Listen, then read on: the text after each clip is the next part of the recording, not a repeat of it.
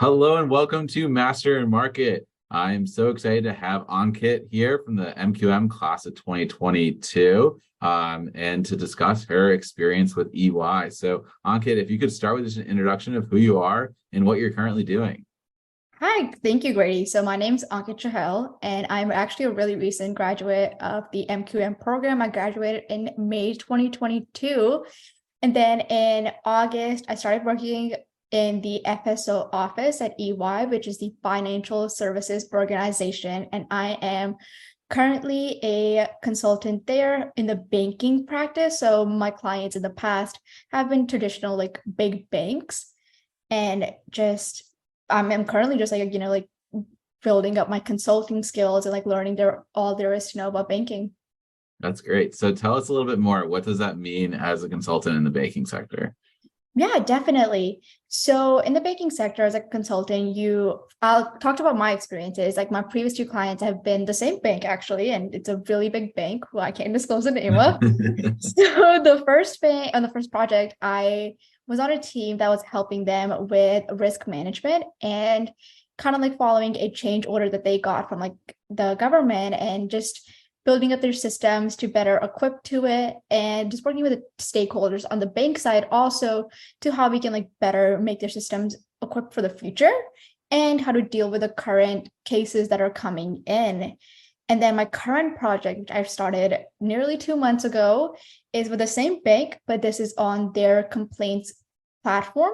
And my team is working with the stakeholders on the bank side to better their complaints process, but also look at them internally and what deliverables they're putting out and how to make the overall system more efficient while also delivering the customer the best quality of interaction they can get and the best resolutions they can get out of a complaint. And really, really cool. And this is like my experience. And a lot of other people have like many different experiences. And working in the banking sector as a consultant is really cool because we're currently in a stage of the market where there's a lot of changes that are going through and there's a lot of technological advances that are happening. So it's a really cool space to be in. And especially I think like with banks and like big banks, they want to be at the frontier of these changes. And it's really cool for us as consultants to come and help them and give them our ideas and then learn from it. I think just being a young consultant in the field is you want to capture and be a sponge to all the information you get. And this is like such a cool opportunity to work with like these banks that have been around for so long and like they generate so much revenue. So that's been really, really cool. That's fantastic to hear. So, you mentioned this is your third project since starting in August, and I imagine that your day to day has switched on each of the projects. But if you could give us an overview of what your day to day typically looks like, that'd be fantastic. Yeah, no, perfect. So my day has changed a little in the sense of like each product requires like a different time commitment out of you and a different type of, I guess like you say rapid, like somewhat like more meeting heavy versus like you're seeing the client more versus less. And so my typical day now is like, I always start the day by checking my calendar and look at the client calls and the important internal calls I have. And then I like to like make notes of like questions that I want to ask in the client calls beforehand, just so I'm prepared when they come around, because you typically don't have time during the day to like come up with those questions. And then my day after that is like mostly, just spent in like client calls and like working on their deliverables with my team or alone, or sometimes even with a stakeholder, as I've been doing in my current project. And after that, like if I have time, like I like to like be involved in internal initiatives. And the ones that I'm like typically more involved in is we started an initiative in the Dallas is the office. It's called the Women in Financial Services, where we are partnering with women across the DFW area that have been in the financial industry for a long time or not a long time, and just creating this community of connectivity and just allowing them an opportunity to network and get to know each other. Because it's being a woman in the financial services space is a little unorthodox compared to like say other fields. And for these women they started when it was like a very like, I mean, it's easier for us now as being women in financial services to say it's hard, but for them it was even harder, but it was like typically more geared towards men. So really, really cool initiative that I'm involved in. And like to get also there's like I am involved in like marketing offers that we bring out to the market, so try to squeeze those in during my day also. And yeah, so like I mean I like to think of like these internal initiatives like college clubs, like the client work is like your schoolwork. You want to be best at your client work. That's your priority. That's what you're getting paid to do in these internal clubs, like school club. It's like fun and you're doing important things also, but that's like how I see about it. Yeah. So was the first one called Momentum Financial Services or It was women in financial services. Women in Financial Services? Yeah. So what do those events look like that you help with? Yeah, so the current ones, we just had like one in February and then we have one geared for June. And the February one, we met up at like a really cool restaurant and we had like we divided up in groups and we just had like a list of topics that we shared. And like, it was like a mixed group of women that have been in this industry for a really long time. And there were some like me that were like really young. And there's also like the middle ground. It's like you've been in it for like 4 or 5 years, you're at the manager level and we talked about this discussion topics and you just like shared your thoughts and then after that you just like have fun, you get to know each other on a personal level. And I was really cool because I was walking around like I could hear all these women that didn't know each other like, hey, like let's grab lunch, let's grab drinks. And I thought that was like so cool because they're like strangers and now they're friends. And our next event, which is happening in June, it's going to be more like of like a state of union of the financial industry and just like we're going to do like a really fun bingo and just like fun activities. And I think like each event we're trying to do like a little different to give like a variety and like kind of figure out what works and what doesn't because it's such a new initiative. And that's been like a really, really cool thing. And we've had a great turnout from like heads of departments at like Goldman Sachs, Bank of America, and such forth. So that's been really, really cool, especially for me. I think just being in the industry, it's like cool to see women in like leadership. That's great to hear. I remember when you were applying to MQM and going through the process, we connected a lot and you ended up calling me right before the program started. And you're like, I already have a job at EY and I'm really excited about it. So tell me about how you were basically the first person to get a job in the MQM program for your class. And what was that experience like having a job going through the program and how did you decide on EY?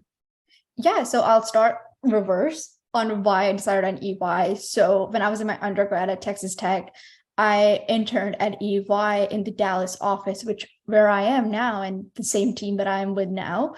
And I really liked my experience. I was doing RPA implementation at a auto finance company. And that was really, really cool. And I loved the culture. It was like during like the height of COVID. So it was virtual, but it was like it was so cool, like meeting these people that I really connected with. And I was like, oh my God, like I want to do this again. And then after I accepted my offer, I was like, but wait, I do want to go get my master's. And the MQM program was just the perfect fit for like what I was looking for. And I think what are you talking to you? Like, I know we talked a lot and it like the more we talked, the more I was like, okay, like this seems like my vibe. Like I would really enjoy it. And it's the program had like what I was looking for. I really wanted to hone in on my analytical skills and learn a little bit more about finance since I was on the finance track there. And I think it worked out really well. I deferred my offer by a year, came and like learned these really cool skills that have come in handy a lot at my job and like for the clients also. And to answer your question about how I felt like to have a job during the program, I think if anything, it really like it took away a lot of the stress of finding a job because I was like looking at other jobs that my peers were getting, and I was like, yeah, I like really like my job. This is like they were getting similar jobs to me, and I already had it, so I was like, I do want to come back to the firm, and it allowed me to really focus on the stuff that I really wanted to learn without having the stress of finding a job. And I know it's like a very unorthodox way of like coming into the program, but I wouldn't have done it any other way. And you had the job the whole time you were in the program. You deferred your offer. You know you were going to go to EY, but did the Career Management Center help you at all Yes. through the process? Yes. So Meredith Bolin actually helped me renegotiate my offer, which was awesome. I think without her support, and then we also had a class that was like about negotiations. And I think without those two, I wouldn't have been possible to renegotiate my offer because, there's a lot of stress that comes with it. And, as somebody that's new to the industry, new going into a job, you're less likely to negotiate an offer because you're just like, oh my God, I'm so happy that I just got an offer. But that was like a really cool thing. And I used the CMC Center in a different way than typical people use. So typical people in my program, use. So that was really, really cool. Yeah, that's definitely great to have those skills, have that knowledge, and be able to go through the negotiation process. As you mentioned, as a young professional, can be very scary, but having those resources is very helpful. 100%. So you mentioned you're in the Dallas office for EY. It's where you did your internship. What is the office culture like? Yeah, so the office culture is great. I love it. And so I'm in the banking practice, and the Dallas group has like around 30 individuals in the banking practice. And, we call it the Dallas banking family, and it's truly like a family. And I know that sounds cringy, but it's true. Everybody is just like so comfortable with each other, and it makes like working with them even like easier, and it just like it alleviates like the stress of like you can be yourself, and they promote individuality and like a proper work-life balance, which are like traits that I really value, and I think my colleagues value also. And everybody's like really, really understanding, and it's really cool because some of these people are like, college hires. Some of them have been at EY for like 9 years, and some are like from the industry. And it's really cool that everybody just like works really well together, and like it all just works. Like we have like a lot of social events. Like, for example, 2 weeks ago, we went and like all played golf for a day, like during the work day. And next week, there's going to be like a trivia event. So there's always like really cool stuff that's going on. And it's really, really fun. Like I really enjoy it. And I think the office culture is like impeccable. That's fantastic. And you mentioned, and I've talked about how you were an intern at EY before coming back as a full-time employee. So what has been the biggest difference? I think as an intern, you have like less responsibility, and everybody's like, okay, this is like it's like if you're like an apprentice, essentially, you go under somebody's like shoulder, and you're just like doing like I would say like my intern role was like a little different than like typical interns. I was actually in front of the client presenting my findings.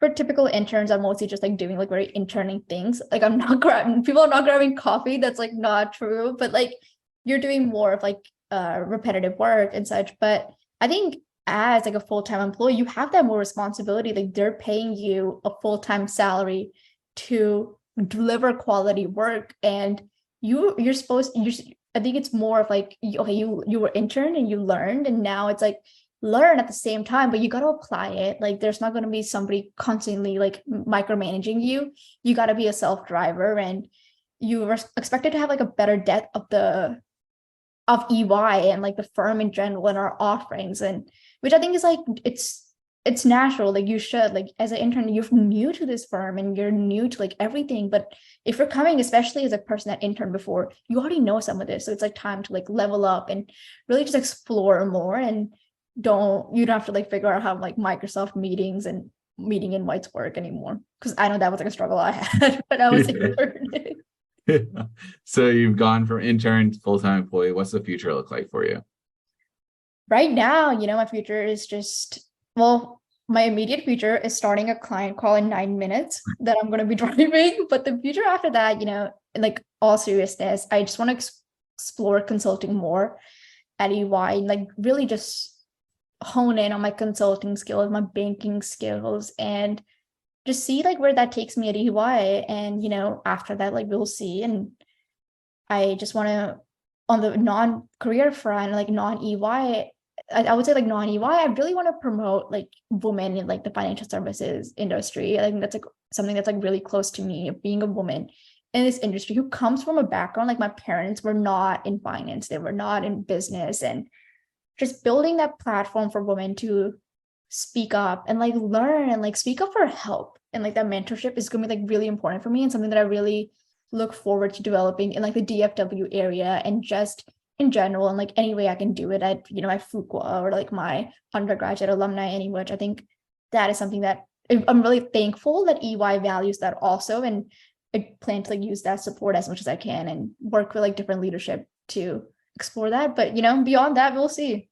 Yeah. I really like EY and definitely want to like stay for a while. Good. That's great to hear, Ankit.